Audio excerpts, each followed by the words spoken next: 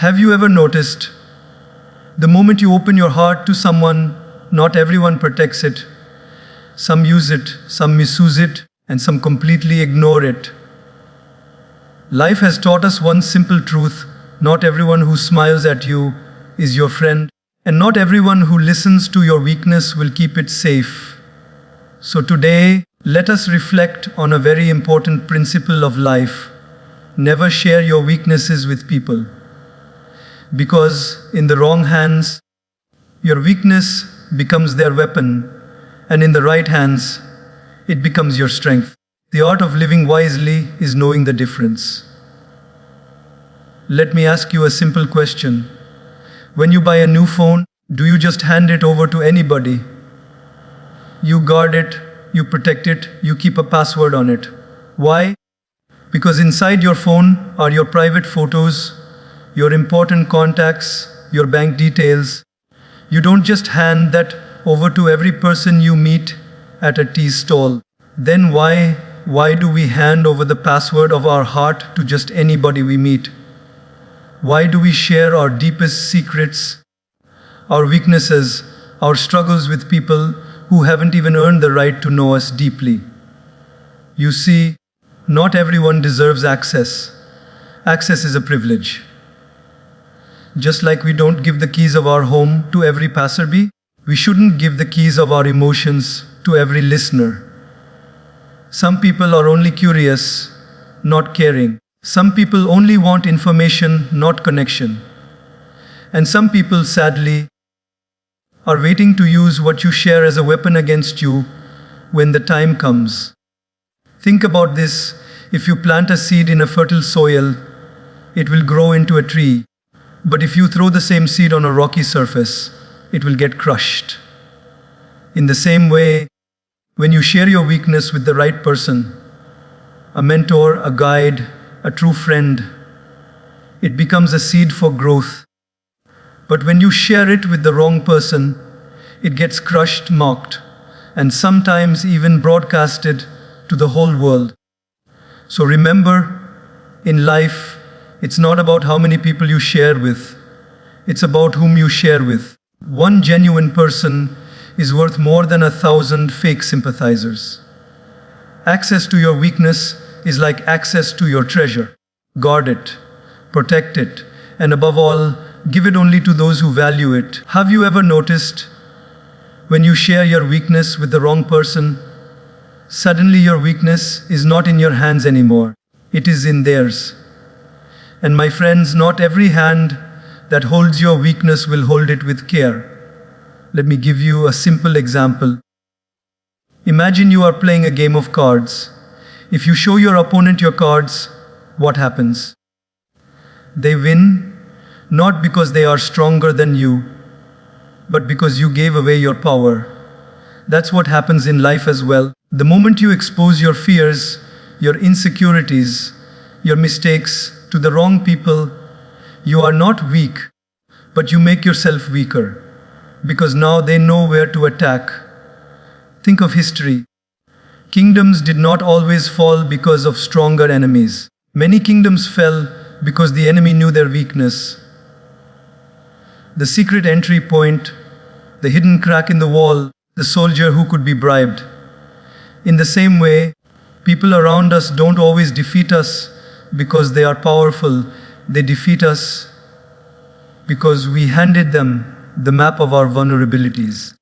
Some people will act very sympathetic when you share. They will say, "Oh, poor you, I understand, don't worry. Your secret is safe with me." But the moment you turn around, that very weakness may become the punchline of a joke, the topic of gossip, or the tool of manipulation. Haven't we all experienced this? Haven't we all trusted someone only to later regret, "Why did I tell them this?" You see, the real danger is not in having weaknesses, because every human being has them. The danger is in exposing them to people who don't have the maturity to protect them. When you place your weakness in the wrong hands, it's like giving a knife to a child.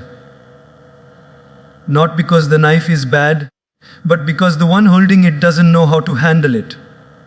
So what do? We learn discernment. We learn to pause before we open our mouth. We ask ourselves, if I share this, can it be used against me tomorrow? Does this person truly care, or are they just curious? Because curiosity without care is cruelty, and you cannot hand over your weaknesses to cruelty. Therefore, protect yourself. Don't feel guilty about keeping things within. Silence sometimes is not weakness, it's wisdom, and sharing sometimes is not openness, it's foolishness.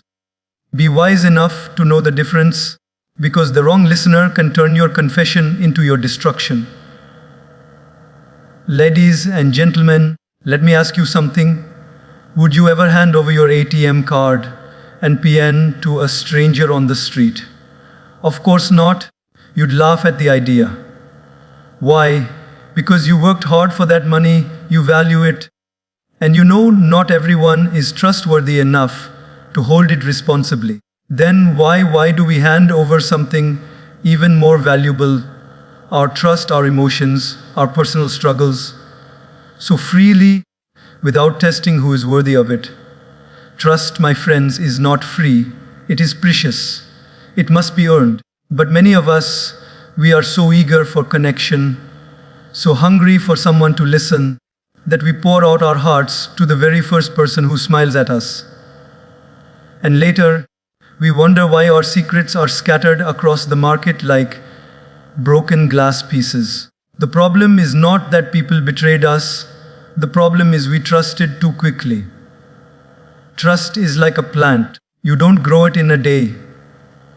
You water it, you nurture it, you watch it grow, and then slowly you sit under its shade. The same with people. Before you pour your heart out, watch how they act in small things. Do they keep smaller secrets? Do they speak ill of others behind their back? Do they protect your dignity even when no one is watching? If they fail in small tests, don't expect them to pass the bigger ones. There's a saying, don't trust words, trust actions. Don't trust promises, trust consistency. People can say anything, but consistency proves character. Just because someone says, you can trust me, doesn't mean you should. After all, even thieves wear masks, even liars can sound convincing. Think of your life as a palace. Not everyone deserves entry into every room. Some people can only stay in the courtyard, some may be in the guest room, and very, very few deserve entry into the inner chambers of your heart. But what happens to many of us? The moment someone knocks on the door, we open up every single room and say, come in, explore, take whatever you like. And then later, we cry when something precious is stolen. We must learn to build boundaries. Boundaries don't mean we hate people. Boundaries mean we value ourselves. Trusting selectively is not being rude. It is being wise. A wise person once said, trust is like glass. Once broken, even if repaired, it will never look the same. So why give it so cheaply? My friends, listen carefully. People must earn the right to hear your story. They must prove with loyalty, with integrity, with silence, and with compassion that they can be trusted. Until then, guard your heart. Because trust is not about how much you like someone, and trust is about how much they've proven they deserve to be liked at the deepest level of your soul. Tell me honestly, how many of you here have ever felt restless because too many people knew too much about your life? You post one thing, you share one weakness, and suddenly, the whole world has an opinion on your business. Isn't it true? And the sad part is, half the opinions are not even to support you, but to judge you, to question you, to criticize you. My friends, never forget this: the less people know about your private life, the more peace you will have in your personal life. Privacy is not secrecy. Privacy is dignity. Secrecy is when you hide because you are ashamed. Privacy is when you protect because you are wise. We don't lock our doors at night because we are criminals hiding something. We lock them because we value safety, we value peace. In the same way, keeping certain struggles, certain emotions, and certain weaknesses within yourself doesn't mean you're being fake. It means you're safeguarding your inner peace. Let me share a story. Once a man planted a young sapling in his garden. Every day, he would water it and nurture it quietly. But the moment he told his neighbors about the plant, suddenly everyone had advice. "You're watering too much," said one. "You're watering too little," said another. "That's the wrong soil. That's the wrong spot." Within weeks, the poor man was so confused by all the noise, he stopped trusting his own instincts. And the plant suffered. Isn't that what happens with us? The moment we share our weaknesses with everyone, we invite an army of critics into our life.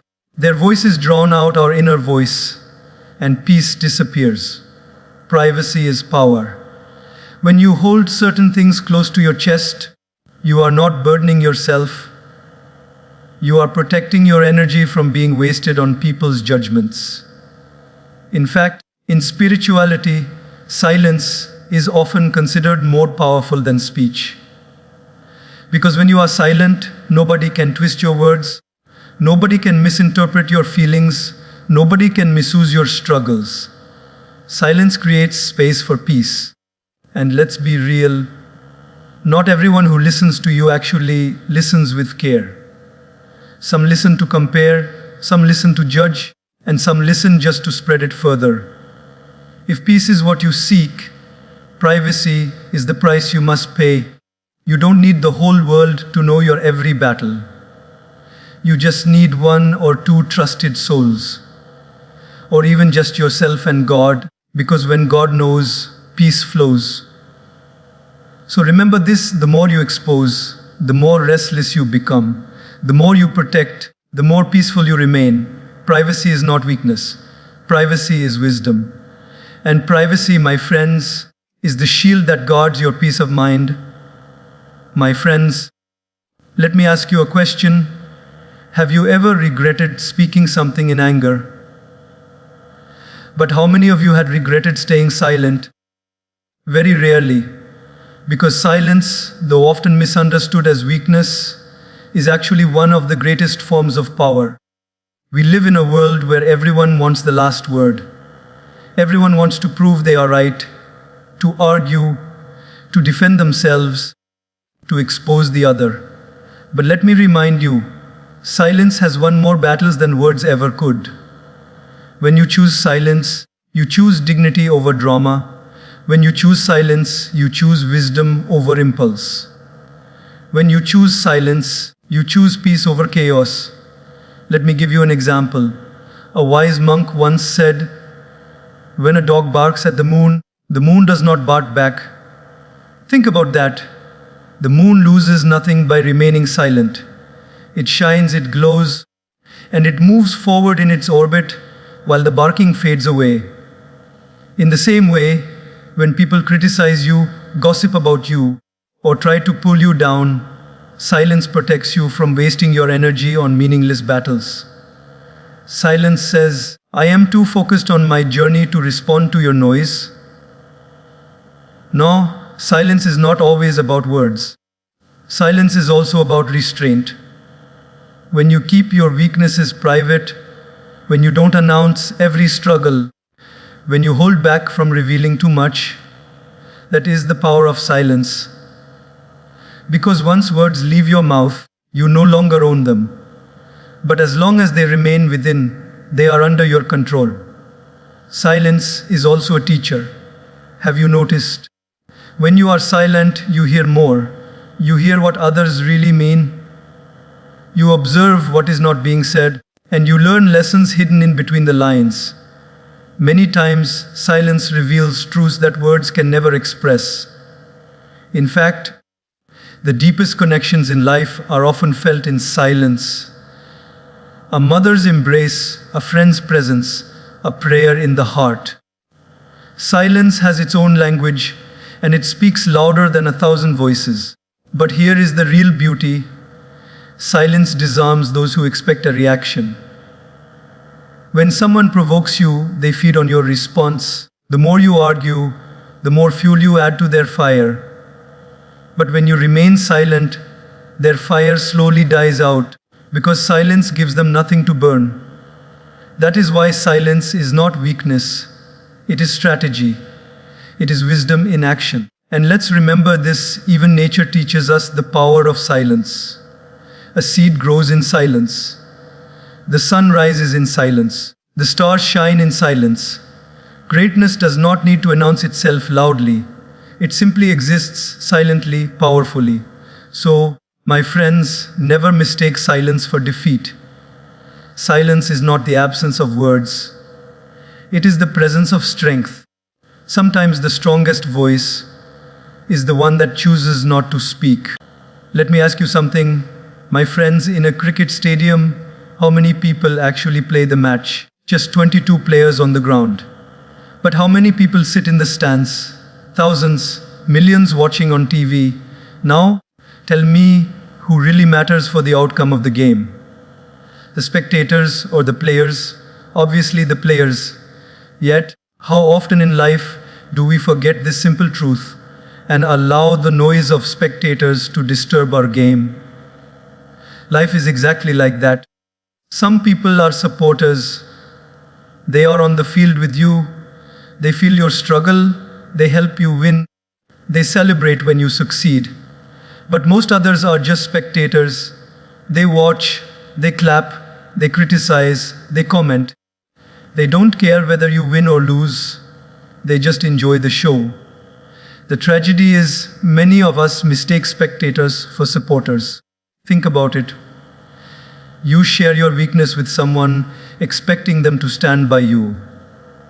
But instead of standing with you, they sit back, cross their arms, and say, "Oh, let's see what happens to him now." They are not supporters. They are spectators. They watch your pain like entertainment. They don't want to help you heal. They want to see how badly you bleed. Haven't we all experienced this? Let me share a small story. Once, a man slipped into a deep well. He cried for help.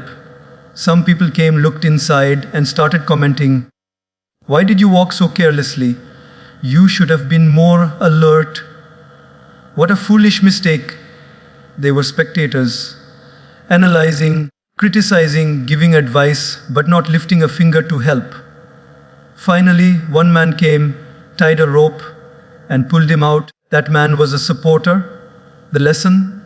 Spectators give commentary, supporters give commitment. This is why discernment is so important. Don't confuse the crowd with your crew. Not everyone around you is meant to carry your burdens. Some are just there to watch how you carry them. And if you don't recognize the difference, you'll end up trusting the wrong ones. Sharing your weaknesses with spectators who have no intention of helping you, only the intention of watching how far you fall. Supporters, my friends, are rare. They don't just listen to your words, they listen to your silence. They don't just cheer for your success, they stand with you in your struggles. They don't spread your weaknesses, they protect them as if they were their own. Supporters fight your battles when you are too tired to fight them yourself. But spectators, they just sit with popcorn, waiting for the climax of your downfall. So, what should we do? Be wise enough to observe.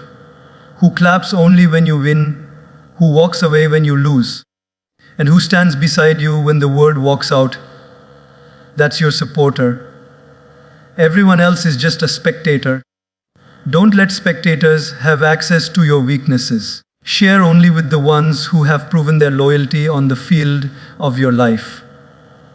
Remember this, the world will always have more spectators than supporters. But you don't need many supporters, you just need a few genuine ones.